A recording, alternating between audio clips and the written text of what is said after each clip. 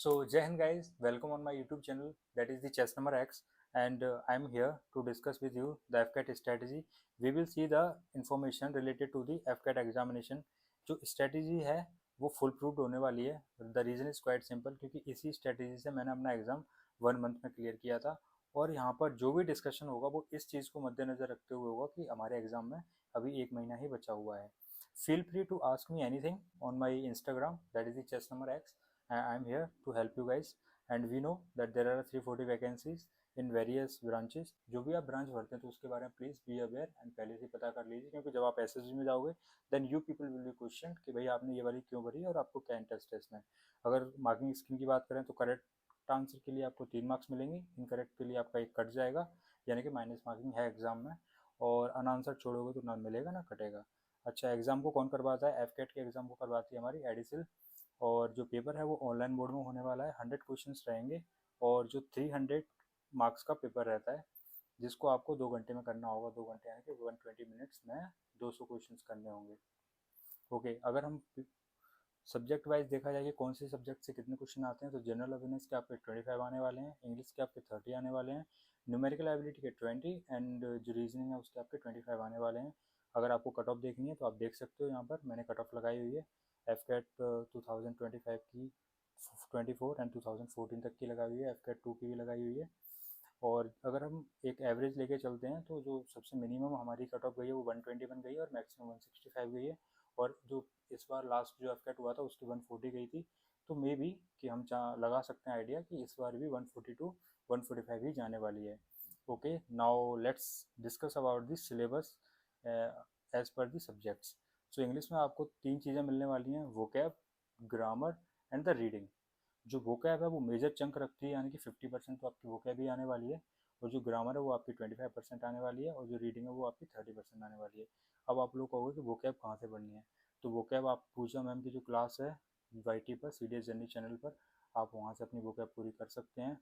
उस वाली वीडियो से मुझे एफ कैट ही नहीं बल्कि सी डी एस में भी बहुत सारे क्वेश्चन मिले थे. So that class is the most precious resource in if we talk about vocab. Okay, and grammar की सी डी एस जर्नी पर आपको बताइए होगा 100 रूल्स वाली वीडियो पड़ी हुई है, ग्रामर टॉप 100 ग्रामर रूल्स. सो आप वहाँ से अपनी ग्रामर कंप्लीट कर सकते हैं.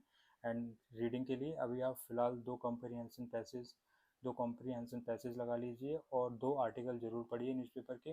आर्टिकल से आपको बहुत इंग्लिश इंप्रूवमेंट में हेल्प होती है. ओके, सो आप यहाँ पर देख सकते हो कि क्या क्या आने वाला है, जैसे comprehension passage, error detection, synonym antonym, sentence rearrangement, idioms phrases, sentence compilation, close test, fill in the gaps, and one word substitution, transformation, homonyms. Okay, so now let's talk about the general awareness syllabus. And you can follow me on Instagram for ground support. If you feel anything, just you can ask me on @chess number X. So let's talk about the general awareness. General awareness में आपको क्या क्या मिलने वाला है: history, geography, polity, economic and polity, environment and ecology, basic science, science and tech, and defence, and current affairs, international and national organisations. Okay, so अगर आपको subjects पढ़ने हैं तो इस टाइम पर हमारे पास इतना टाइम बचा नहीं है कि हम लोग सारे सब्जेक्ट्स को डिटेल में पढ़ पाएँ. तो हम लोग क्या कर सकते हैं, हमारे पास एक लूसेंट की मनोहर पांडे की बुक आती है, वो जो सबसे पतली वाली आती है, रेड कलर की आती है, एकदम छोटी सी. आप वो लीजिए, वहाँ से आप अपनी ज्योग्राफी, हिस्ट्री, इकोनॉमी एंड ये सब जो है सारे सब्जेक्ट उसमें आते हैं, आप वहाँ से पढ़ लीजिए. क्योंकि 1 ही महीना बचा होगा. अगर आपके पास ज़्यादा टाइम बचा होता तो मैं आपको कुछ बड़ा सब्जेक्ट ब्रॉड बेस बताता जहाँ से आप एक अच्छी नॉलेज के साथ पढ़ सकते थे.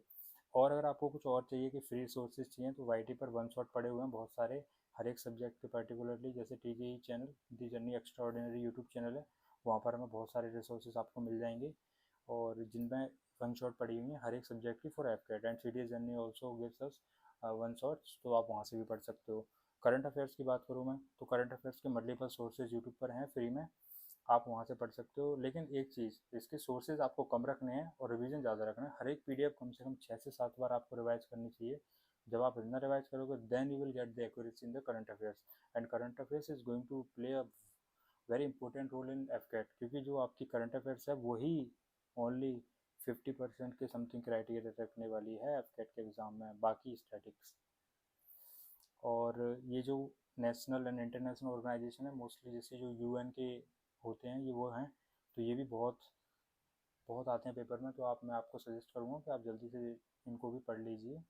और let's talk about the reasoning. तो जो वर्बल रीजनिंग वो 80% आएगी, जो नॉन वर्बल रीजनिंग है वो 20% आएगी।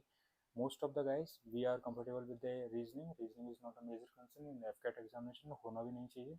सो अगर आपको इसकी क्लासेस भी करनी है तो एक महीने में आप 15 दिन में आराम से अपना रीजनिंग का सिलेबस ख़त्म कर सकते हो। तो आप दो जगह से जा सकते हो, एक तो टीजेई टी जर्नी एक्स्ट्रा ऑर्डिनरी, या फिर रंजन से आप पढ़ सकते हो, या फिर कोई और टीचर जहाँ से आपको अच्छा लगता हो वहाँ से पढ़ सकते हो। And same goes with mathematics. Mathematics में ऐसे कोई इंपॉर्टेंट है नहीं कि इस वाले चैप्टर से ज़्यादा आते होंगे इससे कम आते हों। यहाँ पर सारे सब्जेक्ट इक्वल हैं, बट अगर फिर भी आप पूछते हो तो time and work, ratio and proportion, time and distance, probability, mixing allegation, ये थोड़े इंपॉर्टेंट टॉपिक्स हो जाते हैं। और आप इनको टीजेई से पढ़ सकते हो और रंजन सर से पढ़ सकते हो। और अगर आपको कोई और टीचर हैं जिनका अच्छे से समझ में आता है तो आप इसको वहाँ से भी पढ़ सकते हो। अच्छा, अब बात करते हैं कि ठीक है जी, सारी चीज़ें समझ में आ गई हैं, सिलेबस सब हो गया है हमारा। Now okay, so after getting understanding with syllabus कि कौन सा कितना वेटेज रखने वाला है और कौन सी चीज़ें इंपॉर्टेंट है और हमें क्या करना है।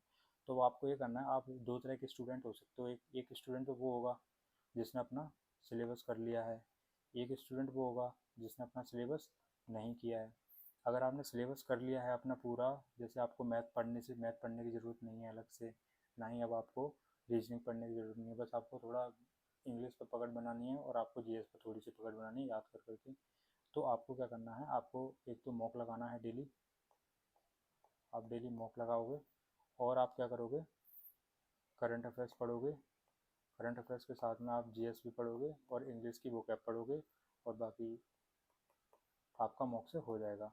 अगर आपका सिलेबस नहीं हुआ है तो आप क्या कीजिए, आप 15 दिन में, पहले फर्स्ट 15 डेज में अपना सिलेबस कर लीजिए, आराम से हो जाएगा 15 दिन में। इतना कोई हार्ड नहीं आता, बेसिक टेंथ टेंथ की मैथमेटिक्स आती है और उसी की अकॉर्डिंग रीजनिंग आती है। तो 15 दिन में आपका सिलेबस हो जाएगा मैथ का और रीजनिंग का। उसके बाद आपको सेम यही करना है, मॉक लगाना है और करंट अफेयर्स पढ़नी है और जीएस पढ़नी है, और आपको इंग्लिश की वोकैब वगैरह पढ़नी है।